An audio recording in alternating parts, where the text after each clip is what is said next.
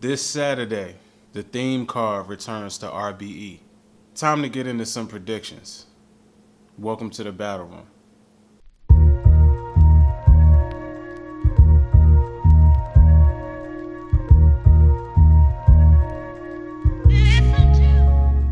Red Breed Entertainment returns for its first event in 2018 on February 3rd with Live His Soul 4. The card is headlined by a couple grudge matches, but we're going to work our way from the bottom to the top in terms of these predictions. First off, the 1SKs, Kush Cloud versus Chip Gambino. I'm not really too familiar with either one.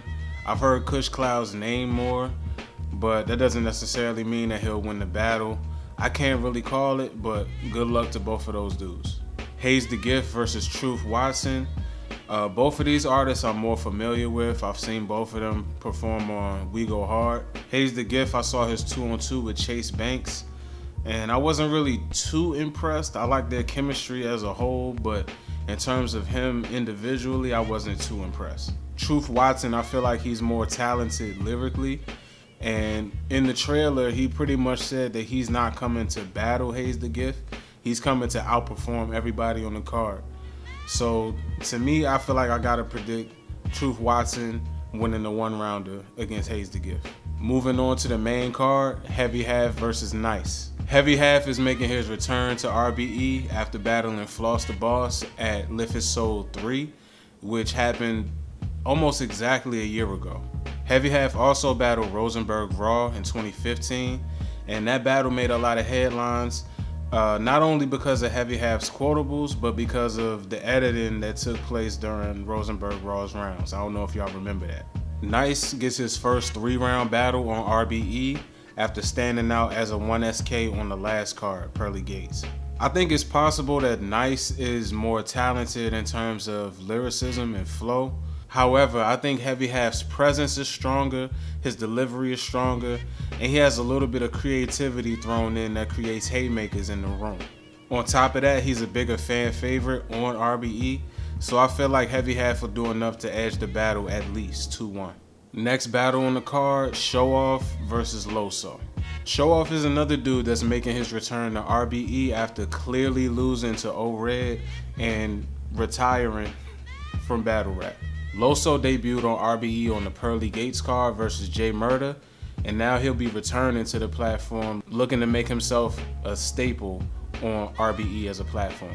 I think Show Off is more lyrically versatile and more complex than Loso is, but I think Loso's wordplay is amazing. I think Loso's coming into this battle with more momentum after winning his last battle on RBE. And the last battle that he had to drop on YouTube was him versus B-Dot, which a lot of people see as a classic and some people have him winning. Speaking of the B-Dot battle, I think Loso was at his best in that battle when he was less focused on angles and he was more focused on having strong wordplay, strong cadence, playing to the crowd, and all of those different things. Show Off's last battle was a loss to O-Red, and I think if you analyze it, Loso excels at some of the same things that O-Red excels at. On top of that, Loso having battled on RBE before may have conditioned him for the hostile environment of the away game, so to speak. There was a moment in that Jay Murda battle where in the 3rd round, I think Jay Murda burped or something like that, and it seemed like Loso felt disrespected, so he just ended his round. But I think Loso will be more prepared for that coming into this second battle on RBE. I think Loso will come out and do enough to win in the building for sure, and he'll probably edge it out on cam as well, 2-1. Clips and DNA versus Young Cannon and Big Cannon. This battle is an interesting matchup for sure. Not only is it the first 2-on-2 on an RBE stage, but every battler involved in this battle has battled 1-on-1. Clips and DNA, their battle together was on Don't Flop versus Chris Lease and Unanimous back in 2013. And Young Cannon and Big Cannon battled Real Deal and Fresco, also on Don't Flop when they came to the United States on their tour in 2015. Clips and DNA both will go down as battle rap legends, and it's safe to say that on their A game, they probably would sweep this battle 3-0. But who knows whether they'll be on their A game or not. I mean, they both have big things going on with DNA doing the ESPN stuff, Charlie Clips on Wildin' Out. I mean, you never know. I think with 2-on-2s, there's a lot to be said about being prepared and how well your performance comes off because of how prepared you are. More so than a one-on-one battle. All in all, Clips and DNA are both like super veterans in battle rap. They both can freestyle. They both have the ability to prepare late. And I think that will work in their favor regardless of all of the major moves that they have going on. On the side of the Cannons, I think that they'll have good chemistry coming in. You know, they both from Chicago or whatever, so they shouldn't have any trouble preparing together. Also, Big Cannon has the ability to rebuttal, and I look for him to do that to try to sway the crowd in his favor going up against two top-tier names like Clips and DNA. I'm not sleeping on the Cannons at all, but I think overall 2-on-2s come down to which side is more entertaining. And I think it'll be Clips and DNA by far. You know, as long as they don't come in choking or stumbling, which I've never really seen DNA do, I think they'll win this battle 2-1 at least. John the Don versus Big K. This battle was the first of 2 grudge matches on the card. And it's pretty much completely based off the comments that John made towards Big K, where he told him he would smack him. He told people to favorite the tweet. Since then, there's been all type of interviews on Angry Fan and Twitter beefing back and forth. Even this week leading up to the battle, there's been Twitter back and forth about them fighting before the battle or instead of the battle, and the footage being put into the battle footage and all type of stuff, like wild stuff. I think the "I'll smack you" comments are an automatic angle for Big K, so we'll probably hear about that for a whole round at some point. Same type of approach that he took against JC or, you know, whatever, in terms of him trying to clown John for not doing anything when they actually did run into each other in LA. I think John the Don is obviously a more well-rounded battler than Big K, but Big K's punches are at an elite level, and depending on how the crowd favors, it could be a long night for either one. Big K's last battle on RBE was against O-Red, and in a battle that was built up as, you know, 2 Battler of the Year candidates going at each other, Big K's performance was kind of underwhelming, to say the least. The whole third round was pretty lackluster and was a bad angle to take. John, on the other hand, is making his RBE debut, and we should see a good response from the crowd in terms of another top-tier battler being welcomed on the RBE stage. John's last battle was versus Chilla on Bullpen, and he came with short rounds, and the performance wasn't, you know, star-studded or anything like that. But I think he knows that coming into this battle, and hopefully that's just like an exhibition compared to what he's gonna do versus Big K. Most of the time in battle rap, I like to bet on the more well-rounded battler versus a puncher, because after a while, punches get kind of old if that's all that you're doing. So in this battle, I'm gonna predict an edge 2-1 in John's favor, but I wouldn't be surprised if Big K pulled out the win based on the angle of John didn't smack him when he said he was gonna smack him.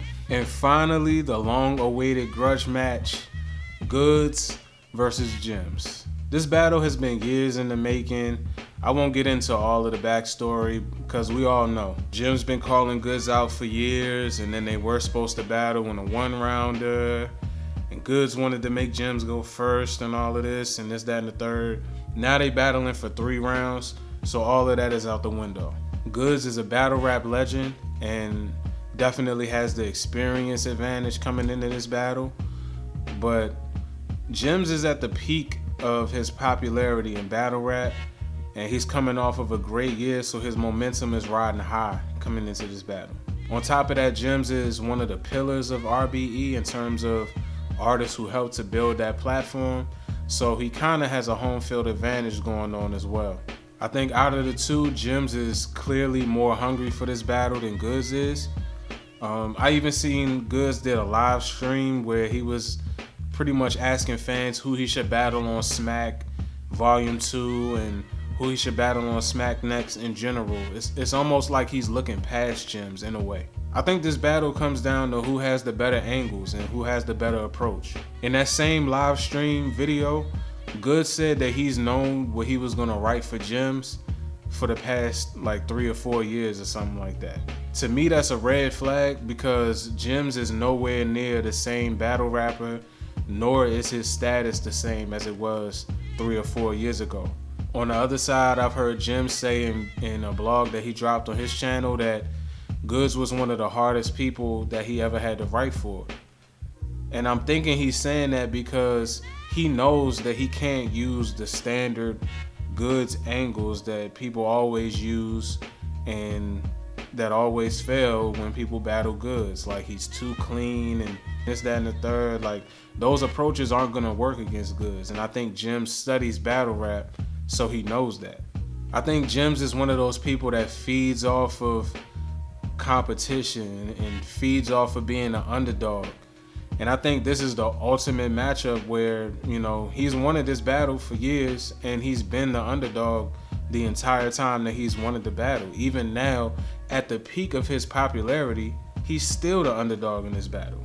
I think that'll motivate Jims to push his pen and craft dope, new, creative angles or approaches for Goods that the fans aren't used to hearing.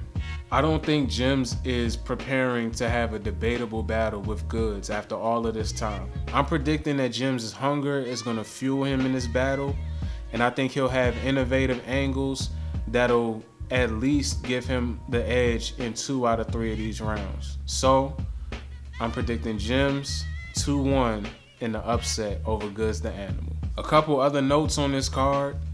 I know that this is being promoted as the theme card, but I feel like it was executed a lot better for Lift His Soul 3. They put out the themes first and then let fans guess the battle. And I would have liked to have seen that on this card as well, but maybe the next go around they'll bring it back. Also, I heard Loso say on Angry Fans Radio that he pretty much signed on to this card because B-Dot was supposed to be in the main event on the card. Who was B-Dot supposed to be battling? And why is he not on the card anymore? Like to me, that's an interesting question that I would love to have an answer to. Maybe he ended up signing a URL contract or something, or maybe his opponent is a URL artist that now he can't battle because that battle was booked on URL or something. I don't know. I would just love to have an answer to that question. Overall, dope card by RBE. I will be in the building for it. This will be my first RBE event. I'm looking forward to being in the building and seeing what's what. I appreciate you watching the video. If you can, drop a like, leave a comment, subscribe, and stay tuned for more dope battle rap content to come in the future. My name is Stan, and I'll see y'all next time. Peace.